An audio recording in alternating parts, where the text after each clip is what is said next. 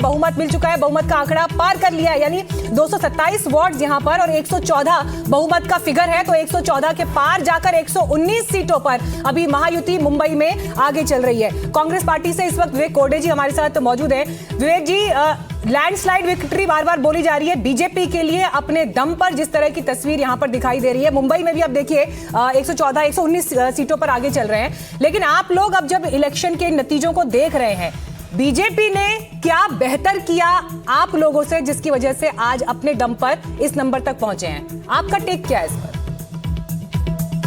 देखिए, बीजेपी ने क्या बेहतर किया हो तो आपको मालूम है क्या बेहतर किया। उन्होंने 2 घर तोड़े, 2 पार्टियां तोड़ी। उनके पास कोई उम्मीदवार नहीं है तो बाहर के पार्टी से उम्मीदवार ये, उस पर मैं जाना नहीं चाहता। मैं मेरे पार्टी की भूमिका रखता हूं। हमारी इस समय शिवसेना से मुंबई में युति नहीं थी। कई 12-13 जगह पर हमारी शिवसेना उद्धव बाला साहब ठाकरे से युति थी। हमने हमारा एजेंडा तय किया। कई जगह हम वंचित बहुजन के साथ भी थे। हमारा एजेंडा विकास का था, ध्रुवीकरण का नहीं था। हमारा एजेंडा विवाद का नहीं, विकास के राजनीति का था। और हमारी टैगलाइन ही मुंबई में यही थी कि विवाद नहीं, विकास चाहिए। सर, लेकिन रिजेक्ट कर दिया उस टैगलाइन को मुंबई ने, और महाराष्ट्र के निकाय चुनावों में जो कि सबसे जमीनी चुनाव होता है उसको रिजेक्ट कर दिया। और मैं बस एक लाइन जोड़ूंगी, आप बात कंप्लीट करिएगा उसके बाद। मुझे ये बताइए सर, इंडिया अलायंस में आप लोग साथ साथ खड़े होते हैं, फिर जहां पर आपकी सहूलियत के हिसाब से आपको लगता है कि रास्ते अलग करने हैं, वहां आप अलग हो जाते हैं। जनता किस बात पर भरोसा करेगी? क्या आपको नहीं दिखाई दे रहा कि यहां पर क्लियर कट रिजेक्ट कर दिया है जनता ने एक बार फिर से डबल स्टैंडर्ड को? देखिए, हमारा कोई डबल स्टैंडर्ड नहीं है।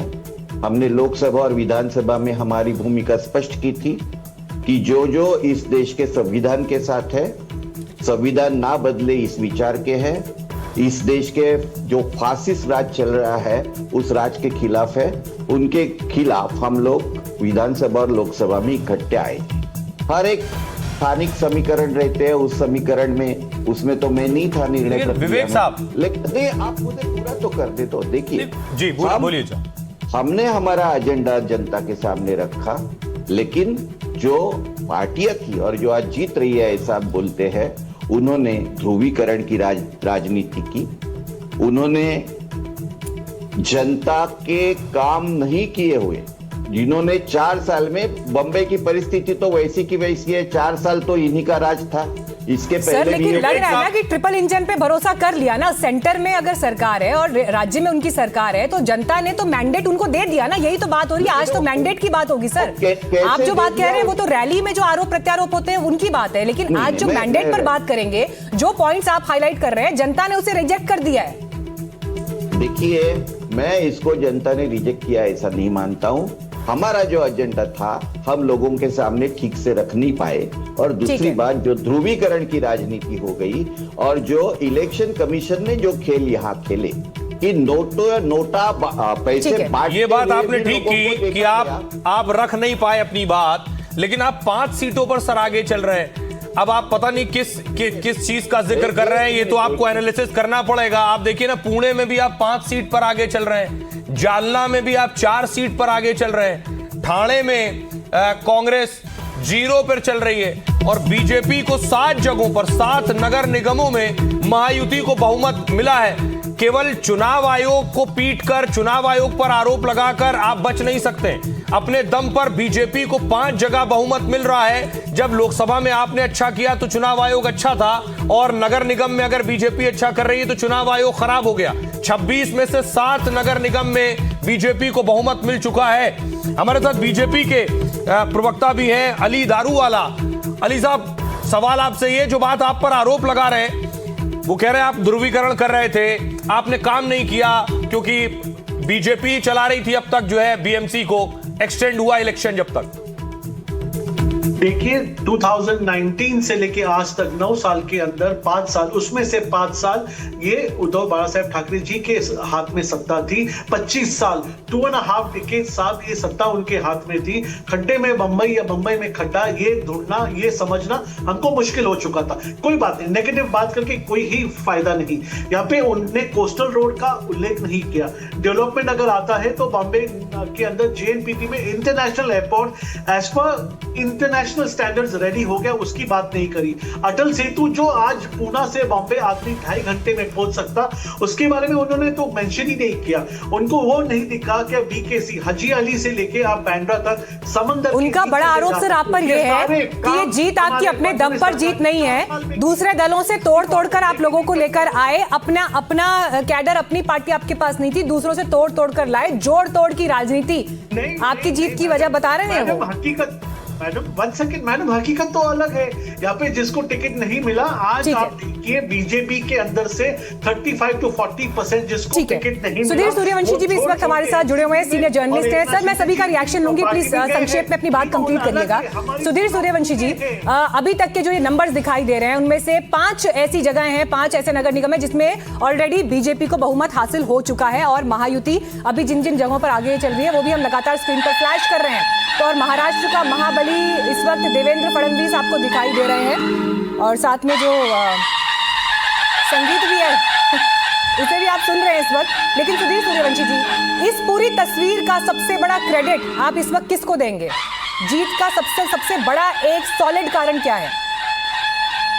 देखो, जीत का जैसे आपने अपने स्क्रीन पे दिखाया, देवेंद्र फडणवीस जो महाराष्ट्र के मुख्यमंत्री है, महाबली के रूप में उनको दिखाया। बिल्कुल जो क्रेडिट है उनको ही जाता है, उनकी स्ट्रैटेजी और उनकी जिस तरीके से पार्टी को आगे बढ़ा रहे 2014 से, मुझे लगता है क्रेडिट उनको ही जाता है। सबसे अहम चीज ये है कि जो ये नगर निगम की जो चुनाव रहते हैं और लोकल बॉडीज के चुनाव रहते हैं, जनरली ट्रेंड ट्रेडिशनल ऐसा रहता है कि जो रूलिंग पार्टी, जो स्टेट में रूलिंग पार्टी है, सेंटर में पर्टिकुलर रूलिंग पार्टी है, स्टेट का पर्टिकुलरली, तो उनके साथ जाती है। लेकिन सबसे सरप्राइजिंग जो फैक्टर है इस चुनाव का, वो है बीएमसी का चुनाव, क्योंकि जनरली कोई भी पार्टी, हालांकि सर इसमें मुझे ऐसा लगता है कि आप एक अपवाद के रूप में देख सकते हैं कि सरकार कांग्रेस एनसीपी की रही, लेकिन उसके बावजूद बीएमसी में शिवसेना रही है। 15 साल तक उन्होंने राज किया लेकिन बीएमसी पर शिवसेना रही। महाराष्ट्र के मामले में ये एक अपवाद भी दिखाई देता है। ये एब्सोल्युटली वही मैं बात करना चाहता हूँ कि ठाकरे का यहाँ पे कम होना मुंबई में, ये सबसे बड़ा अहम चीज है। कांग्रेस और एनसीपी ने 15 साल राज किया था, उसके बाद पहले भी कांग्रेस महाराष्ट्र में पावर में थी, सेंटर में पावर में थी, लेकिन लास्ट 35 ईयर में कभी कांग्रेस अपने पावर ला नहीं पाई बीएमसी में। भारतीय जनता पार्टी ने लास्ट टाइम बहुत प्रयास किया था, 82 सीट्स आए थे, नजदीक आए थे, 2 सीट का ही अंतर था दोनों शिवसेना और इसमें। लेकिन इस बार मुझे लगता है कि देवेंद्र फडणवीस की अगुवाई में जो सेकंड अटेम्प्ट उन्होंने किया 2017 के बाद 2026 का, वो सक्सेसफुल रहा और एक बात दिखा दिया कि मुंबई और बाकी के इलाके में बीजेपी तो है ही, लेकिन पूरे महाराष्ट्र में, पैन इंडिया में मुंबई इंक्लूड करके बीजेपी का जो रथ है वो जोर शोर से चल रहा है। पुणे में जैसे चिंचोड़ में ऐसे बोला जाता था कि अजित पवार कुछ कर पाएंगे, कुछ मैजिक, लेकिन वह भी वहां पे फेल होते दिख रहे। नवी मुंबई में भी लग रहा था शिंदे कुछ करेंगे, लेकिन शिंदे भी वहां पे फेल होते दिख रहे। सिर्फ ठाणे में शिंदे बीजेपी के साथ में इसलिए कुछ कर रहे, नासिक में भी बीजेपी आगे चल रही है, जिसका मतलब है बीजेपी ही नंबर 1 पार्टी है। बड़ी खबर, महाराष्ट्र में 120 सीटों पर सर महायुति 120 सीटों पर हो गई। ऊपर ग्रिड में आप 118 देख रहे हैं, 120 सीट पर महायुति आगे है। बीजेपी प्लस 131, 151 एग्जिट पोल दे रहे थे, जो क्या उसी ओर बढ़ रहा है महायुति 120, यानी बड़े बड़े साफ हो गए। 71 पर सिमट गई यूबीटी, जो ये दावा कर रही थी और ये उम्मीद कर रहे थे कि हम बीएमसी में वापसी करेंगे और किंग बनेंगे। आपने बड़े बड़ों का जिक्र कर दिया है, तो जो बड़े राज ठाकरे साहब थे, आज उनके घर के बाहर सौरभ इस वक्त मौजूद हैं।